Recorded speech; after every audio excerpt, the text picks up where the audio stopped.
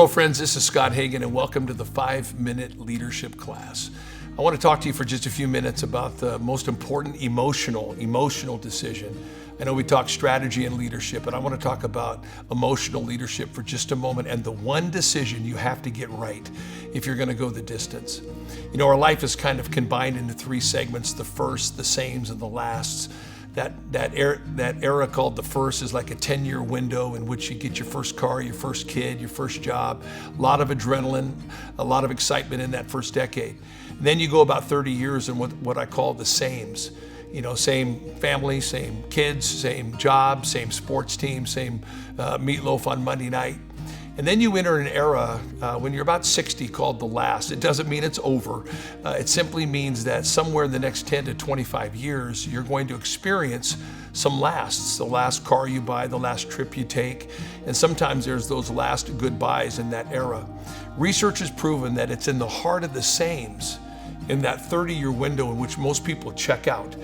They stop developing and they start deteriorating. And I believe it's because they have missed this one emotional decision that's critical in our life.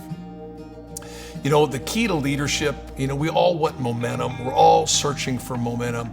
And we try to latch on to something monumental, thinking that monumental things is what creates momentum. The Lord knows how to deliver those monumental days in our life, the monumental acquisition, the monumental speaking engagement, the monumental this or that. But our life is not based on monumental moments. Really, leadership is this. It's about putting together 1,000 days in a row that all look the same. There has to be something about today that looks just like yesterday. There has to be something about tomorrow that looks just like today. Our life must have a consistency. People cannot guess which version of us is walking through the door. If you want to jeopardize your leadership momentum, then you make monotony and sameness your enemy. I love the story of Caleb. He was 85 and he told Joshua, "I've been out here for 45 years waiting for this day to come." He said in Joshua chapter 14, verses 10 and 11, that he was as strong at 85 as he was at 40 for going out, for coming in, for going to war. And the reason is because he looked with optimism toward the future. Here's the one emotional decision you must make well in your life if you're going to go the distance in leadership, is you have to have a futuristic thinking. Not something that takes you out of the here and now, but you have to have a mindset of promise in your life. You know, I tell people an apple is a great illustration for us. It has one stem, it has 6 seeds. Everybody is consumed in this world with their stem. They want to find out where they came from. They want to find out which tree dropped them, who created these bruises in my life. You know, I've done the Ancestry.com. I found out my origin from Ireland and found the harbor that the boat landed in northern Maine.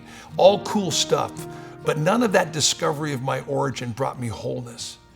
You see, the enemy wants us to stay totally consumed about our past, about where we came from, the tree that dropped us, so that we will miss the 6 seeds that are inside of us. An apple has 6 seeds because it's not about where we've come from. It's about what's coming through us or what's coming next, what's coming from us and through us.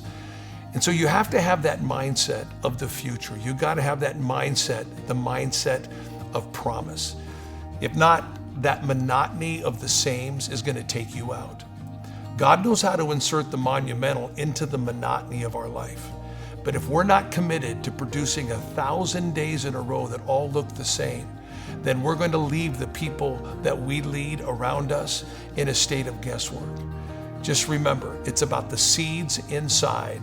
It's not about the stem or the tree we came from. It's about the trees that are coming through us. God bless you.